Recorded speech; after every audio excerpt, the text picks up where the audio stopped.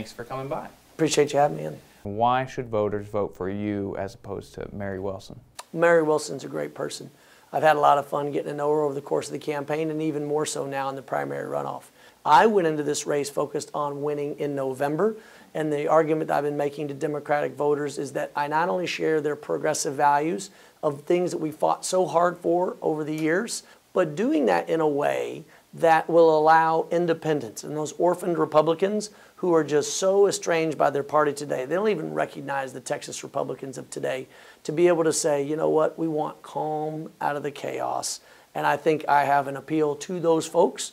The criticism from your opponents in the primary has been always the fear that you're too close to business. Well, what I would say is that if you step back and look at my progressive policies, of the work that I did while in business to stand up and fight against the bathroom bill, for instance, from Lieutenant Governor Patrick, or to look at the health care that we fought for and provided for in our company and what it did for all of our employees, the generous maternal and paternal leave for after they have kids, to know that even though I was in business, we had a very progressive view of how we treat our people with dignity and respect, because what I wanted in our company were people who were excited to come to work because they knew that their employer was taking care of them. You can have both. You can not only be a successful business, but you can also take care of your people. And that is what I want people to understand, is that there is not this question of us versus them. Small business and the American dream of free enterprise is not one of Republican or Democratic values. It's an American value.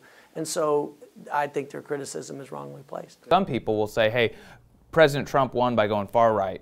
Why don't we go far left? Double down on the progressive side of the party. There are a lot of voters who want to do two things. Number one, make sure their values are protected. But secondly, they do want to make sure that we win.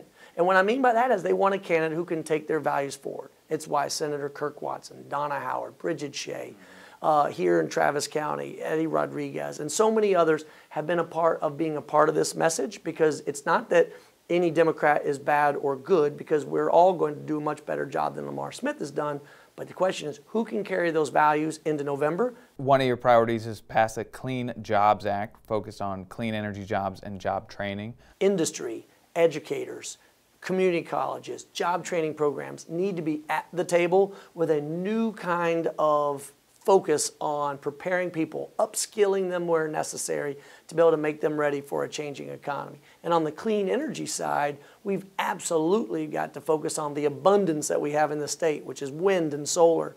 To be able to combine those to create a cleaner energy economy, it's good for people, it's good for profits, and it's good for the planet, and you get all three in that.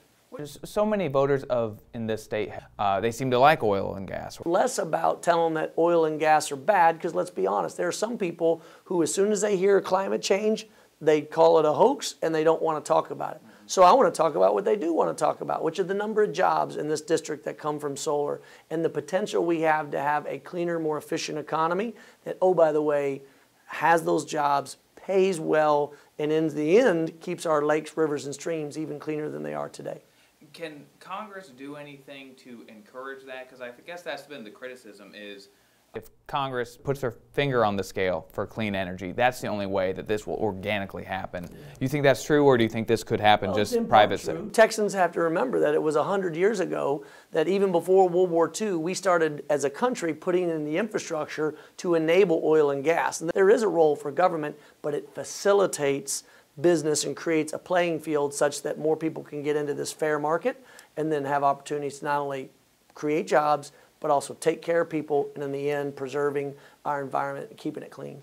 I think number one on your website, it says either adopt universal health care or health care for all. How do you want to do that? Well, first of all, the first goal should be having a common vocabulary.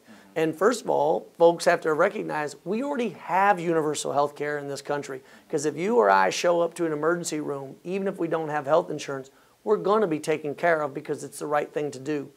But we're paying for it in the most expensive way at the last time, point in the cycle of being sick or being hurt that you would want to receive care. The life I've had since I was 18 years old when I started West Point, and at 20 plus years in the Army, I've always had universal health care. It's a great thing. It allows me to focus on my job. Would it be kind of an opt-in system in your view? No, I think one of the first things we can do is at the federal level is change the option that states had to take the Medicaid expansion and make it nationwide, just flat out nationwide. Two examples, Texas and Kentucky. Both had governors that, one in Texas refused the Medicaid expansion, but in Kentucky accepted the Medicaid expansion but changed the name. Didn't call it Obamacare, called it Kentucky Connect.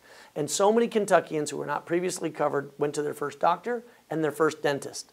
There are voters who say, if you can't afford health insurance, it's a job to find and pay for it. It shouldn't come out of my tax dollars. Sure. I mean, so people aren't agreeing on that overlying basis. I was in the southern part of our district down in Oakwood in San Antonio. I made that exact argument, and a woman came up, an elderly woman came up and wagged her finger in my face.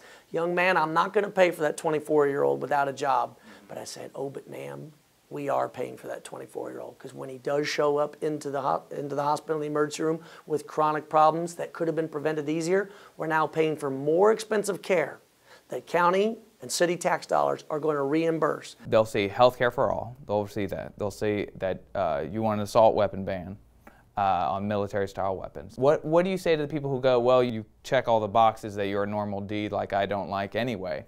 Well, let's first meet at the VFW for a beer, and I'll explain to him or her all those issues.